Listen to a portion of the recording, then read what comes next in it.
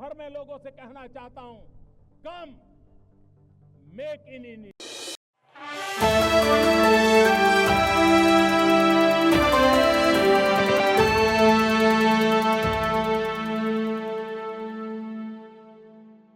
नमस्कार मित्रों,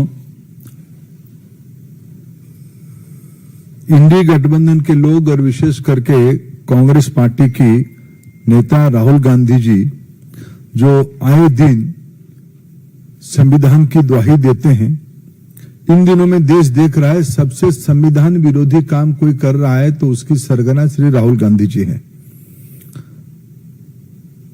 कांग्रेस पार्टी की दिशाहीनता की और उनकी ये दुविधा बन चुकी है।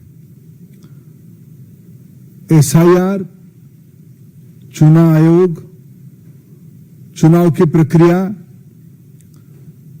आज एक दुनिया में सिद्ध व्यवस्था बन चुकी है। एसआईआर पहली बार नहीं हो रहा है। हर एक राज्य में राष्ट्रीय स्तर पे चुनाव आयोग की एक नियमित प्रक्रिया है। मतदाता सूची को परिष्कार करने के लिए, व्यवस्थित करने के लिए चुनाव आयोग की आजादी के उपरांत एक निरंतर प्रक्रिया है। कांग्रेस पार्टी पहले ईवीएम के ऊपर झूठ बोलते हैं, कभी महाराष्ट्र की बात उठाते हैं, कभी हरियाणा की बात उठाते हैं, झूठ की वो एक नया पहाड़ बनाते हैं। पिछले विशेष करके 2014, 19 और 24 में और उन दिनों में कांग्रेस पार्टी अनेक राज्यों में निरंतर पराजय के कारण एक बैंकरप्सी की स्थिति में पहुंच चुकी है।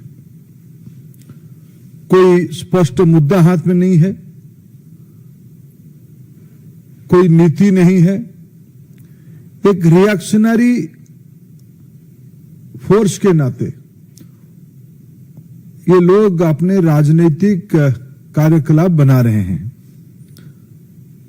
पहले इन्होंने ईवीएम को मुद्दा बनाया था, फिर राफेल पे झूठ बोले, फिर सीमा के ऊपर चाइना के साथ हमारी डिस्प्यूट को चाइना के साथ दिए, भारत की सेना को, भारत की संप्रभुता को इन्होंने प्रश्न उठाया, जिसके बारे में न्यायपालिका ने शायद आजाद भारत में कोई राजनीतिक व्यक्तित्व के ऊपर इतनी कटु टिप्पणी दिया होगा कि आखिर बताओ आप है किसके साथ हो। मित्रों, इसीलिए मैंने कहा शुरू में, एक वैचारिक दिशाहीनता की और दुविधा की समूह कांग्रेस पार्टी और उसकी नेता राहुल गांधी बन चुके हैं। लोकतंत्र में उनकी कोई लोकलाज बची नहीं। अराजकता धीरे धीरे अहंकार के साथ मिलते हुए देश में एक अस्थिरता पैदा करने की एक सोची समझी रणनीति ये है। आप चुनाव जीतोगे तो सारा विषय सही है, अब चुनाव हारोगे ये सारा विषय की अव्यवस्था आपको ध्यान में आती है। मैं पिछले 2-3 दिनों में जो वाद विवाद हुए, विशेष करके मैं भारत की मीडिया को धन्यवाद देता हूं।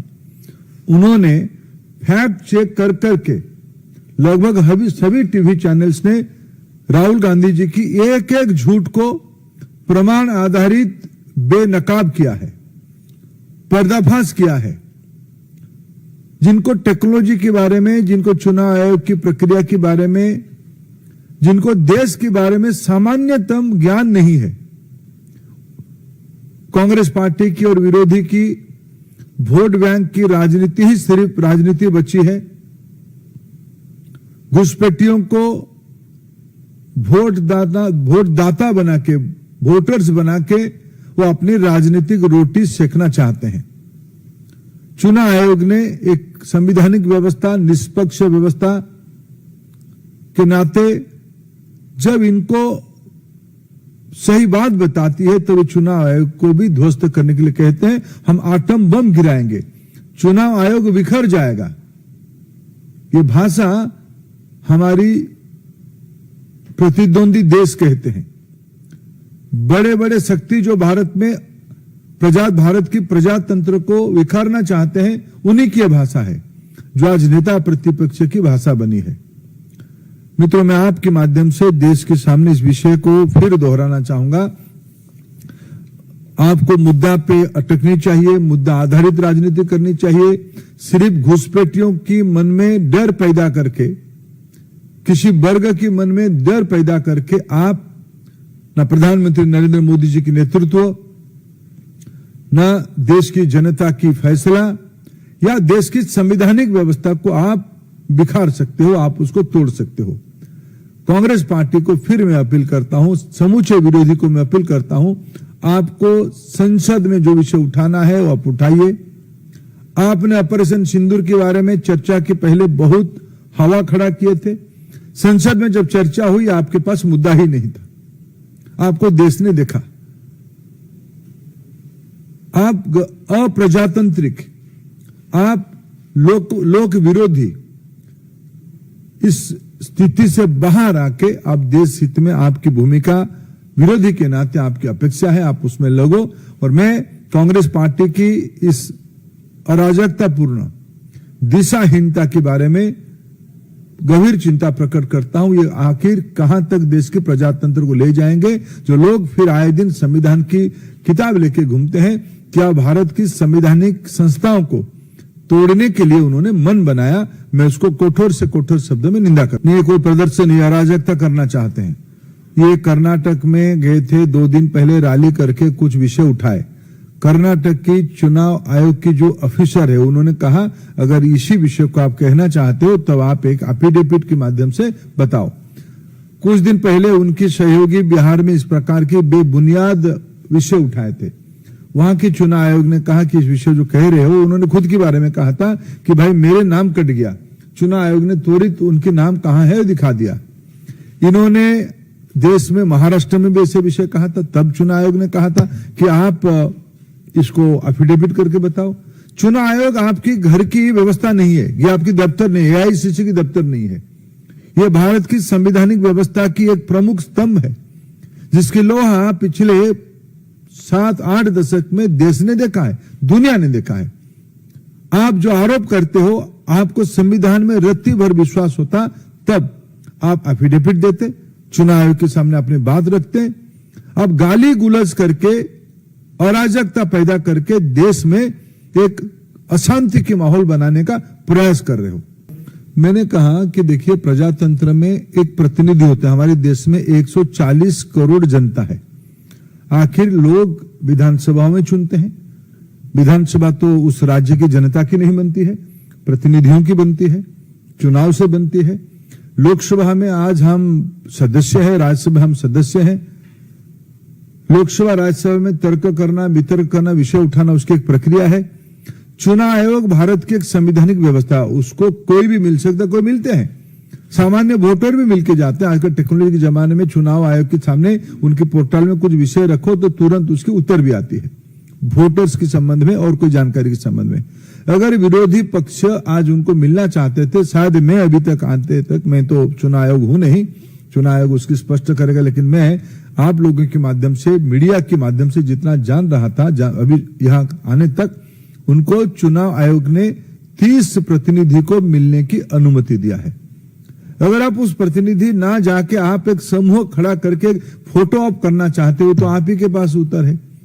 आप ऐसे अराजकता को देश में प्रश्रय देना नहीं देना चाहिए, मैं आपकी विवेक ऊपर छोड़ता हूं। आप ही खुद कहते हो कि 30 लोगों का अनुमति चुनाव आयोग ने दिया था। आप उस 30 प्रतिनिधि को, क्या आपकी इंडी गठबंधन की जो बैठक बैठते हो, क्या आपके सारे पार्टी के एमपीओ को लेकर बैठते हो क्या? आप तो वहां तो आपका विवाद है कि कौन आगे बैठा कौन पीछे बैठा। सब चीजों की एक कायदा होती है। 30 सांसद कोई कम नहीं होते हैं।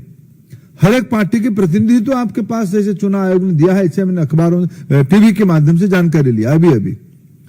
इनके मन में मुद्दा नहीं है, उनके पास में मुद्दा है ही नहीं। मुद्दा होता तो बेंगलुरु में वो सभा करने के बाद जाके एफिडेविट दे के आते, महाराष्ट्र में एफिडेविट देते। कोई मुद्दा ही नहीं है, थूको और भाग जाओ, स्पाइट एंड रन। ये जो उनकी एक अराजकतापूर्ण थ्योरी है। यह बहुत प्रजातंत्र के लिए बहुत ही चिंताजनक और बहुत घातक मानसिकता का है। देखिए, मैं इस प्रकार की असभ्य अशालीन शब्द जो भी माननीय सदस्य लगा रहे उनके बारे में देश विवेक करे। मैं इनको निवेदन आपके माध्यम से निवेदन करूं। देश की इनकी क्या है, कांग्रेस पार्टी के मन में एक पीड़ा है कि हमारे खानदान के बाहर कैसे सत्ता चली गई। पंडित नेहरू जी की समय से लेकर श्रीमती स्वर्गीय इंदिरा गांधी, बाद में स्वर्गीय राजीव गांधी, बाद में रिमोट से मां बेटे और अभी बहन उनसे जुड़ी है। जो आरोपी है, जिनकी परिवार में भारत की संसाधनों को लूटने के लिए एजेंसियों की कड़ी शिकंजा पहुंच चुका है, ये लोग जब बरगलाते हैं तो असभ्यता, अपशब्द और अभद्रामिते उतरते हैं। मैं उनको क्षमा देना चाहता हूं कि लोग निर्बोध लोग हैं।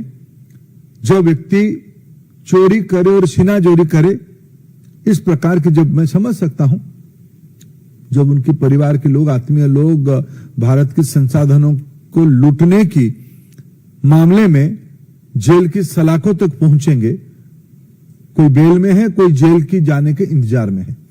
इस प्रकार की बौखलाहट अपेक्षाएं, आखिर संसद में कोई भी विषय पर हम आलोचना कर ले के लिए हमारी असहमति नहीं है, लेकिन जहां चर्चा जो विषय हो सकता है वही होगा। क्या हम सुप्रीम कोर्ट की कार्य पद्धति के बारे में हम चर्चा करते हैं? चुनाव आयोग की सुधार के बारे में कोई चर्चा करना चाहे तो चर्चा हो, लेकिन चुनाव कैसे हो रहा है, जो नियमित काम है। फिर मैं कह रहा हूं, मैं सामाजिक विषयों की विद्यार्थी हूं, राजनीति शास्त्र की विद्यार्थी हूं।